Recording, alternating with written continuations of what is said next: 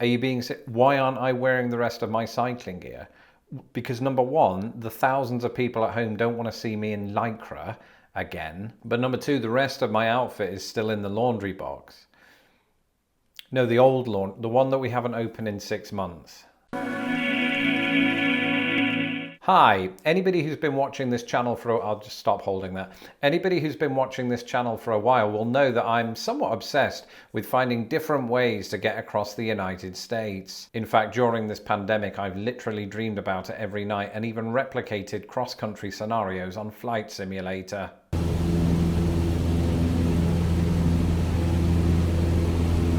It all excites me, whether we're talking about driving the entire length of Interstate 90 or taking an Amtrak train out west to go on vacation, most of which is spent on the Amtrak train. I'd even do what Forrest Gump does and run from coast to coast if I didn't have dodgy knees. But I read an article on BBC Travel this week that piqued my interest in another mode of travel, pogo sticking, but also cycling. As somebody with a passion for having a really good ride, that's not a euphemism, I was very excited to learn about the Great American Rail Trail. And before any of you really cool Thomas the Tank Engine fans get excited about that name, it's referring to a network of coast-to-coast cycling trails that just happen to run alongside old abandoned railway lines. And it's really exciting. This is an idea that's been in the works for about 50 years. Basically, this has been an effort to bring together various cycling trails from different states. The plan is to bring together more than 125 rail trails and greenways, spanning 3,700 miles. But one thing that my nerdy brain really likes about it is that the route itself is quite cyclical. The pun was intended, because it starts in Washington and ends in Washington. How does that work? Washington, D.C. is the starting point of this whole thing, and Washington State is the final destination.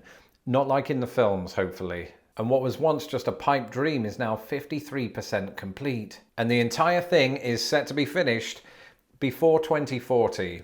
So, I mean, that's still quite a long time, especially when you consider that now, as of 2020, there are 49 months in a year.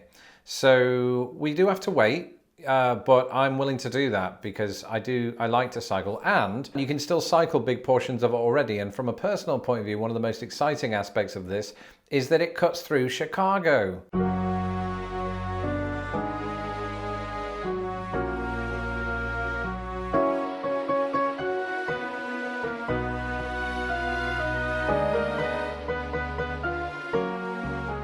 So we won't need to buy a car after all.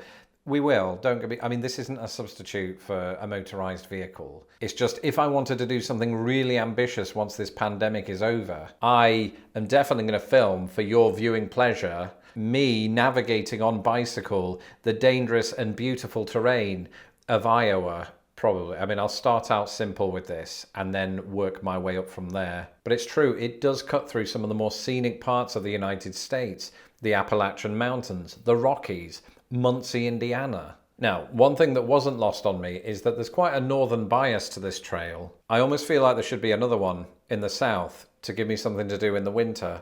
And come on, what does it say about American infrastructure that this thing doesn't stretch out all the way to Hawaii? But nonetheless, I think this is a good starting point, and anybody who's new to my channel will need to know that the long-term plan, not just for this cycle route, but for my channel, is to traverse the United States. I mean, I have to get out of the studio at some point. I've essentially lived in here for 3 decades. And so it's got me quite excited about some of the videos that I might make. Ooh, fatigued British man cycles uphill in Montana. I never thought I'd say this, but as a non-uphill cyclist, the Great Plains would be a relief. And I'm just taking a look at the map now, and when complete, this thing will take you through Yellowstone National Park, so be sure to brake 4 seconds before a hot spring. Oh, it also looks like it goes close to Coeur d'Alene in Idaho. I've been there. There is a huge lake, and so you might want to pull up onto the ferry before continuing through Washington State, where your final stop is the Pacific Ocean. I better remember to bring a rubber dinghy. Let me know in the comments what you think of the Great American Rail Trail, and thank you everyone for joining me for this latest episode of Vlogmas. If you're just joining the Vlogmas Lost in the Pond train, why not consider subscribing so that you don't miss another video. A huge thank you to all of my patrons who make these videos possible. If you would like to become a patron of Lost in the Pond, you can do so today at patreon.com/lostinthepond. Until tomorrow's video, goodbye.